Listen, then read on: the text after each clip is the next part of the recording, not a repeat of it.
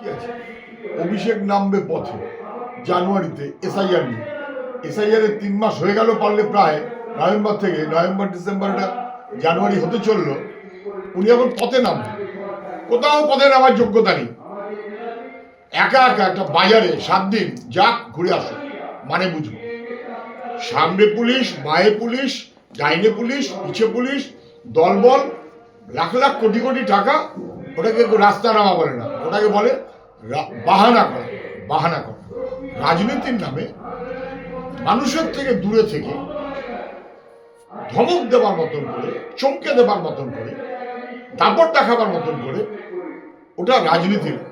ওটা রাজনীতির নামে কার্যত আধিপত্যের মনোভাবে, ধমক দেওয়ার মনোভাবে চলে। দেশের মানুষ বরাবর বুঝতো রাজনীতি মানে মানুষের জন্য, তার শিক্ষা, তার কাজ, তার স্বাস্থ্য, তার ভবিষ্যৎ। এটা তৃণমূল পশ্চিমবাংলায় আসার পর পিছন পিছন বিজেপিকে নিয়ে এসেছে। তৃণমূলের প্রাধান্যতায় বিজেপি, তৃণমূল বিজেপি দুয়ে মিলিয়ে মানুষের জীবন জীবিকার ইস্যুগুলোকে বাদ দিয়ে দিয়েছে। কে মন্দির করবে, কে মসজিদ করবে, কে সকালে মন্দির করে বিকেলে মসজিদ করবে, কে বিকেলে মসজিদ করে ভেঙে গিয়ে মন্দির করবে, মানুষের নিজস্ব ইস্যুগুলো থেকে সরিয়ে দিয়ে কার্যত মানুষের সর্বনাশ করার ব্যবস্থা এখনকার রাজনীতিতে বিজেপি আর তৃণমূল করে চলেছে। মন্দির মসজিদের জন্য দল দরকার হয়নি, সরকার দরকার হয়নি। মানুষ নিজের বিশ্বাসে, নিজের ভাবনায়, তার নিজের মনের ভেতর থেকে সে করেছে, যা মনে হয়েছে করেছে, যা মনে হয়নি সে করেনি। কিন্তু এখন সরকারের টাকায় মসজিদ করব, সরকারের দল ভেঙে মসজিদ বানাবো, কেউ মন্দির করব, এটা খুব অসভ্যতা হচ্ছে, যাতা হচ্ছে। আসলে রাজনীতিতে যারা ফেল করে গেছে তারাই এই অসভ্যতা করছে। যখন এসআইআর হয়েছে তখন কোনো মানুষের, কোনো গরিব মানুষের, কোনো মতুয়া সম্প্রদায়ের মানুষের, কারুর, কোনো বাস্তুহারা মানুষের কাউকে দুশ্চিন্তা করতে হয়নি। 2002 সাল মানে দিল্লিতে তখন বিজেপি তৃণমূলের এনডিএ সরকার, কিন্তু রাজ্যে বামফ্রন্ট শক্ত হয়ে দাঁড়িয়েছে, মানুষের মাথার ছাতা হয়ে। কাউকে দুশ্চিন্তা করতে হয়নি। আজকে কেন মতুয়া সমাজের মানুষকে দুশ্চিন্তা করতে হবে? কেন আনডকুমেন্টেড খালপাড়ে থাকা গরিব মানুষকে দুশ্চিন্তা করতে হবে? কেন কাগজের পিছন পিছন দৌড়ে বেড়াতে হবে? তার কারণ এখন রাজ্যেও তৃণমূল।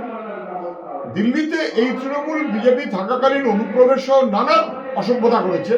আজকে সেই তৃণমূল রাজ্যে, সেই বিজেপি দিল্লিতে, ফলে মানুষের জন্য ওরা নেই। মতুয়া সমাজের মানুষকে আমি বলবো, যে কোনো মানুষকেই বলবো, যারা ভেবেছিলেন তৃণমূলকে সমর্থন করলে বুঝি খুব লাভ হবে, তারা বুঝতে পারছে তারা ঠকে গেছে।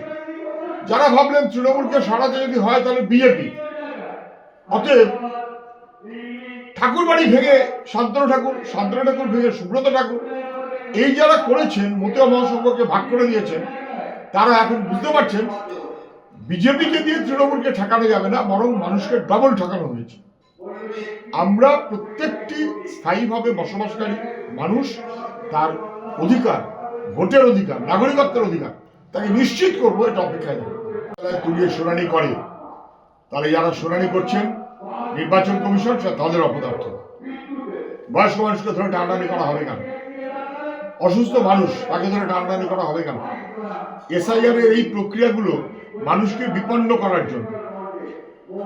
আর বিজেপি তৎসত্ত্বেও চাই যোগ্য মানুষের নাম কি করে বাদ দেবে, ওদের পছন্দ অপছন্দ দেখে। আর বিজেপি চায় মৃত মানুষের নাম কি করে রক্ষা করবে। সেই কারণে ধমক, পাল্টা ধমক, ওগুলো সব রাজনীতির খেলা। কিন্তু মানুষের পরিশ্রান্ত, বিপন্ন না, আমরা তা মানতে পারছি। মানুষকে নাকি শুনানিতে ডাকা হবে।